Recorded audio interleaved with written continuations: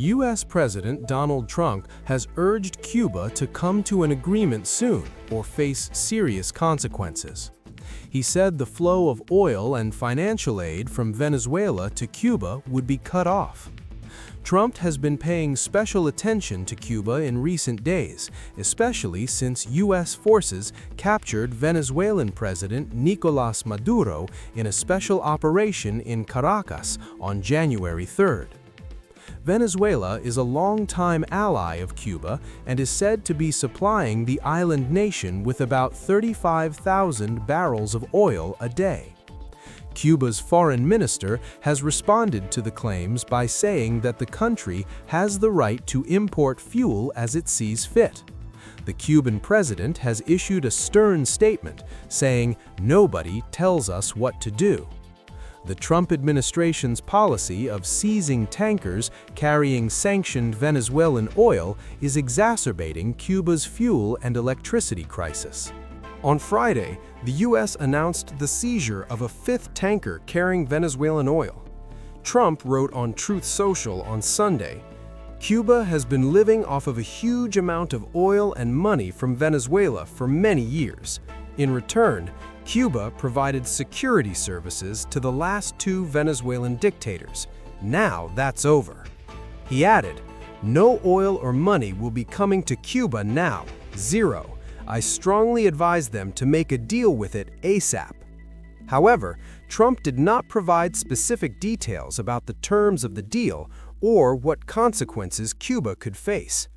Cuban Foreign Minister Bruno Rodriguez stressed that the country has the absolute right to import fuel from any country and that unilateral U.S. pressure or interference in this regard is unacceptable. He said that Cuba has never yielded to blackmail or military threats. Trump also recalled the raid in which Maduro and his wife, Celia Flores, were captured. They are now accused of drug trafficking and other crimes in the United States. It is known that Cuba has provided Maduro's personal security for many years. According to the Cuban government, 32 Cubans were killed during the U.S. operation in Caracas. Trump said about this, "Last week's U.S. attack killed most of the Cubans.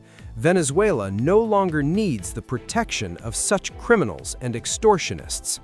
He added, "Now Venezuela is protected by the most powerful military force in the world, the United States, and we will protect them." Rodriguez said Cuba has never received money or material benefits for security services provided to other countries.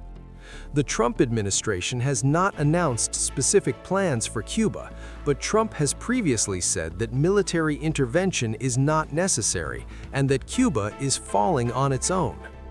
U.S. Secretary of State Marco Rubio said last week that the Cuban leadership should be seriously worried, saying, "If I were in the Cuban government, I would be very worried." On Sunday, Trump retweeted a post on social media that Marco Rubio, a descendant of Cuban immigrants and a former senator from Florida, could become president of Cuba in the future, with the caption, "I like it." Trump has repeatedly stressed that U.S. foreign policy is based on the Monroe Doctrine, adopted in 1823. He renamed this policy the Monroe Doctrine and aimed to strengthen U.S. dominance in the Western Hemisphere. In recent months, U.S. policy has become increasingly aggressive towards Latin American and left-wing leaders, largely in the name of combating drug trafficking. After the unprecedented raid in Caracas, Trump also said that military action against Colombia was a good idea and repeatedly warned President Gustavo Petro. In October, the U.S. imposed sanctions on Colombia, accusing the government of opening the way for drug cartels. Trump also said that drugs were flowing into the U.S. through Mexico and said that action was needed to combat the problem. He even proposed sending U.S. troops to Mexico, but Mexican President Claudia Sheinbaum strongly opposed it. U.S.-Cuba relations have been cold since Fidel Castro overthrew the U.S.-backed government in 1959. There were attempts to ease relations under Barack Obama, but the Trump administration has largely canceled them. After taking office for a second term, Trump redesignated Cuba as a state sponsor of terrorism, a designation that Joe Biden had removed a few days earlier.